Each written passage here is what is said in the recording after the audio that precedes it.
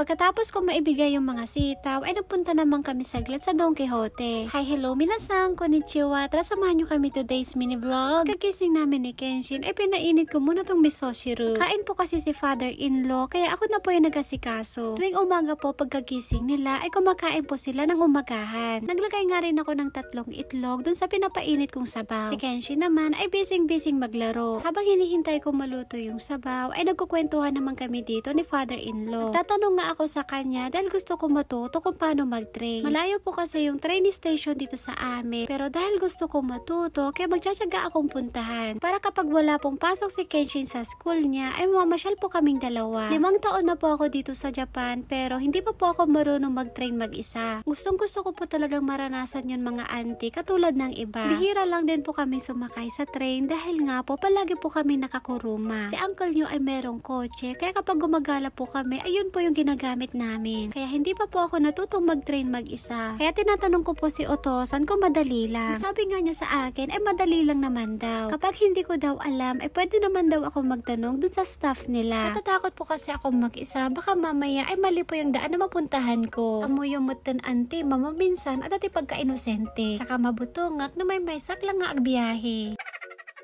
Habang busy-busy ako dito magtanggal ng buto ng sitaw, si mother-in-law naman ay nakita ko siyang nag-i-skincare. Na-curious ako kaya tinanong ko kung anong ginagamit niya. Ito nga pong ginagamit ni Okasan ay Japanese sake lotion. Nakakamangha talaga ang mga Japanese dahil kahit na meron na po silang edad ay hindi po nila pinapabayaan yung skin nila. Habang busy-busy nga ako dito ay tinatanong ako ni mother-in-law. Tinatanong niya sa akin kung paano lutuin tong sitaw. Sabi ko nga sa kanya, ang daming pwedeng gawin dito at pwedeng isahog sa mga gulay. Dahil hindi po alam ng mga binan ko kung ano tong gulay na to, kaya hindi po nila alam kung paano lutuin. Tapos kung mag-ano ng sitaw, ay kakain naman na kami dito ng tanghalian. Luto nga po si Okasa ng tanghalian naming udon.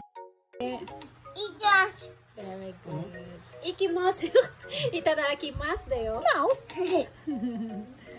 Habang kumakain kami, si father-in-law naman ay meron siyang pinipil-apan. Tataya nga po siya ng loto. Ibigay po yan sa akin ni father-in-law para ako po yung magtaya. Dahil medyo malayo po yung tayaan ng loto, kaya ako po yung inuutusan niya. Pagkatapos namin kumain, ay naglaro naman kami dito ni Kenshin. At habang naglalaro kami dito ni Kenshin, ay biglang may kumatok sa pintuan. Ito na nga po yung pinakahihintay ko dahil dumating na po yung napanalunan natin sa Mosview. Maraming salamat po sa lahat ng mga sumuporta sa akin. Sobrang dami nga po nito, worth of 100,000 yen. Nakakatuwa po dahil iba't ibang product yung natanggap ko galing sa Mosview. Kagaya ng collagen, placenta, collagen jelly, toner, at marami pa pong iba. Maraming salamat po sa inyo, lalong-lalo na sa mga followers po namin. Maraming salamat din po sa agent ko na si Ma'am Paula. Sa mga gusto pong bumili ng Mosview, ay pwede nyo pong kontakin si Miss Paula. Habang nag-unboxing po ako dito, ay binigyan ko naman po si mother-in-law. Binigyan ko nga rin po yung sister-in-law ko at yung pamangkin ni hapon. Sabi ko kay mother-in-law ay kumuha lang siya kung ano yung gusto niya. Abay, auntie, ang dami niyang kinuha.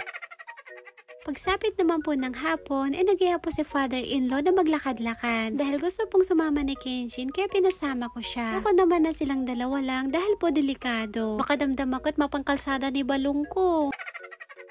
Pupunta nga po kami sa supermarket para bumili ng ulam. Lapit lang naman po yung supa dito sa amin, wala pang 5 minutes. Kaya pwedeng lakarin. And fast forward na nga po mga auntie, pagkatapos po namin bumili, ay umuwi na rin po kami. Pagka-uwi po namin ng bahay, ay nakapagluto na rin po si Okasa ng hapunan namin. Nasang itadakimasu. Pagka-uwi nga po pala namin kanina, ay dumating na rin po si uncle nyo galing trabaho. Alas 9 po ng gabi, ay nagpunta naman po kami sa Toyoshina. Dahil magbubukas po ng bagong umise yung kaibigan namin, kaya magbibigay po kami ng konting regalo. Mama ko nga rin po pala ibibigay yung mga sitaw. Pagkatapos po ng ilang minutong biyahe, ay nakarating na po kami dito sa umisi nila. Ito nga po yung pangalan at located lang po ito dito sa Azumino, Toyoshina. Pagkatapos po namin ibigay yung mga dala namin, ay dumiretso naman po kami dito sa Don Quixote. Hindi po kami nagtagal doon mga auntie dahil nga po kasama po namin si Kenshi. Pagkaabot namin dun sa dala namin, konting kwentuhan, ay umalis na rin po kami kaagad.